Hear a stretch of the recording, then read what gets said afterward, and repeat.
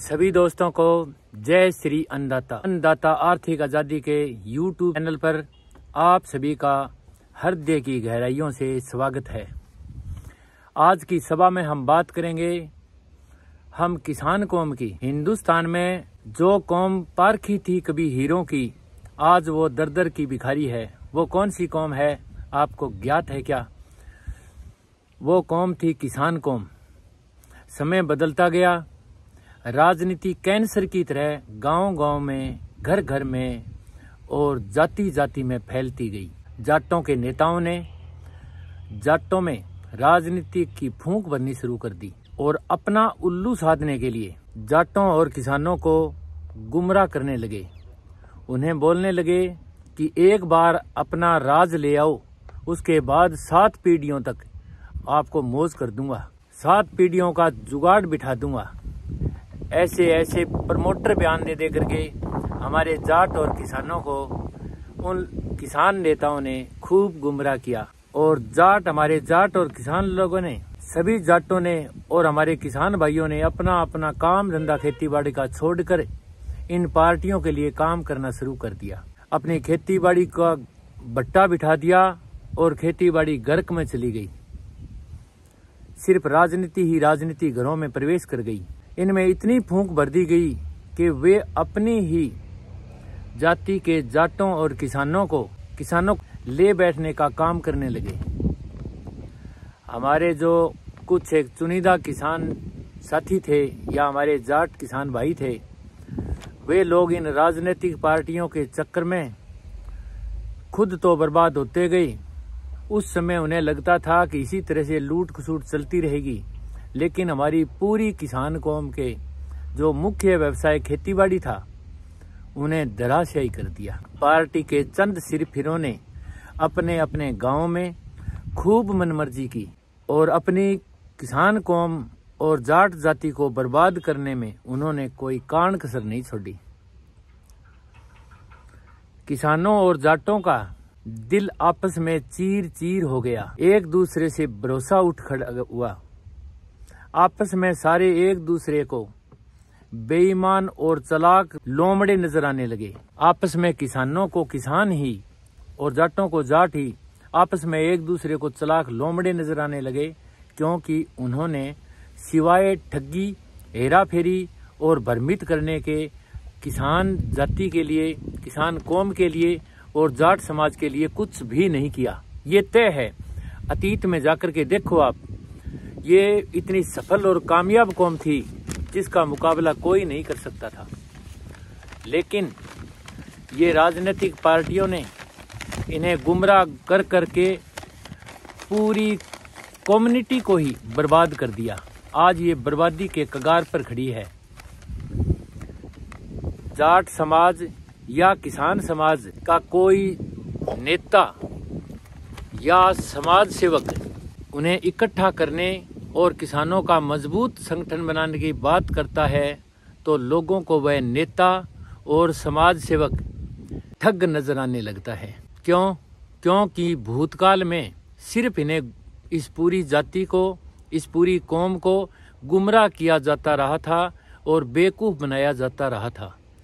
पूरा जाट समाज और पूरा किसान समाज तार तार हो गया। कितना ही भला आदमी या व्यवस्था प्रवर्तक अपनी जी जान से इस किसान कौम और जाट समाज के लिए कुछ परिवर्तन लाना चाहे, तो भी वे सिर्फ और सिर्फ उसे केवल शक की निगाहों से देखते हैं और सोचते हैं कि हमें भ्रमित करके ये सिर्फ अपना उल्लू साधने के लिए आया है। इतनी ज़्यादा लोगों के अंदर इन लोगों के प्रति एक दूसरे पर इतना विश्वास खत्म हो चुका है। इसी कारण से ना तो इस किसान कौम और जाट समाज का कोई मजबूत और भरोसे लायक संगठन बन पा रहा है, और ना ही दिल और आत्मा से इस समाज के किसान और जाट उन्हें सहयोग दे पा रहे हैं। वो देना चाहते हैं सहयोग, व्यवस्था परिवर्तन वो भी चाहते हैं, लेकिन किसके भरोसे? आता है वो ठग के ले जाता है, गुमराह करता है, खुद बिक जाता है। पहले वो जिनको गालियां देता है वो फिर उन्हीं की गोद में बैठ करके आनंद उठाता है।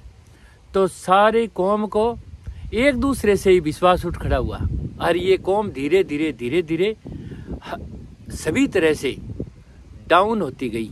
अगर इनके किसान कौम और जाट समाज के अतीत के किसान नेताओं की बात करें तो चौधरी महेंद्र सिंह टिकैत, सर छोटू राम जी और चौधरी देवीलाल पर जाट समुदाय के लोगों ने आंख मूंद कर भरोसा किया था, भरोसा करते थे और आज भी उन्हें वो भगवान की तरह पूजते हैं। इनके एक इशारे पर ये पूरी किसान कौम और जाट समाज के लोग अपनी जान की कुर्बानी देने के लिए तैयार रहते थे और वो भी खुशी खुशी और हंसी हंसी निस्वार्थ भाव से, क्योंकि उन पर पूरा भरोसा होता था कि वो हमारे जाटों और हमारी किसान बरादरी के लिए जो भी करेंगे वो भला ही करेंगे, वो गलत हमारे साथ कर ही नहीं सकते, इतना भरोसा था।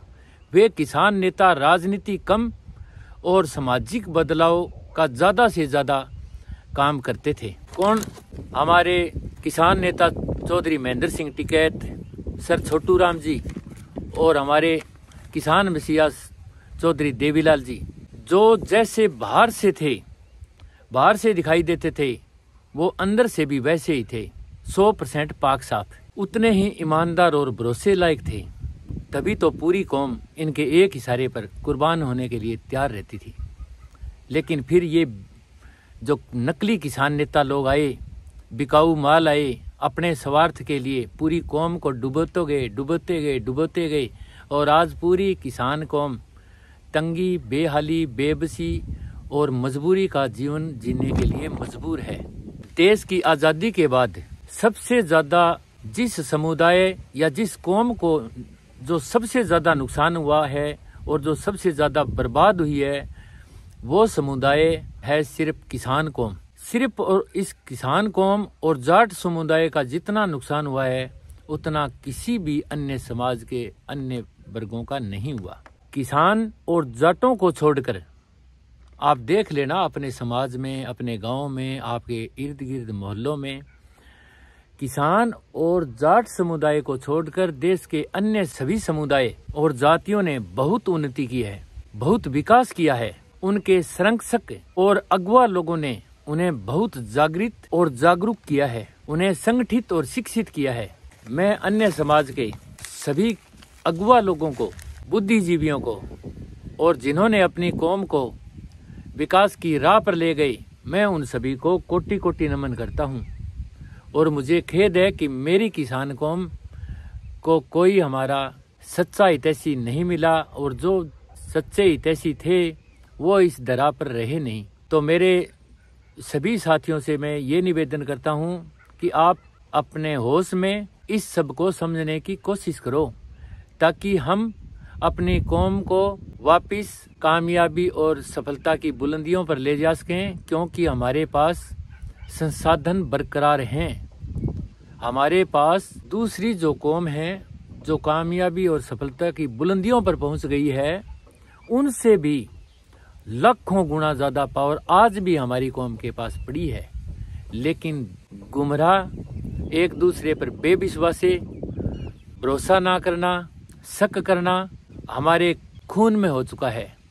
भरोसा करना पड़ेगा एक दूसरे पर, सावधानी पूर्वक करो, होश से करो, चेते से करो और बीच बीच में परख मारते रहो कि सही चल रहा है या नहीं चल रहा है। आज हमारे पूरा समाज पढ़ा लिखा भी है, पहले तो अनपढ़ लोग थे, फिर भी वो परख मार लेते थे कि हमारे साथ कोई ठगी तो नहीं हो रही है। आज तो हम बहुत जल्दी इसका पता लगा सकते हैं।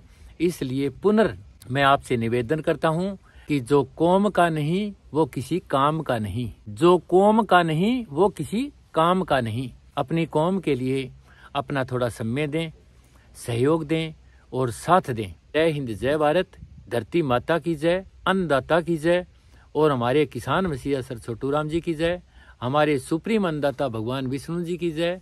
विष्णु विष्णु तू हर रे प्राणी, विष्णु विष्णु तू भण रे प्राणी।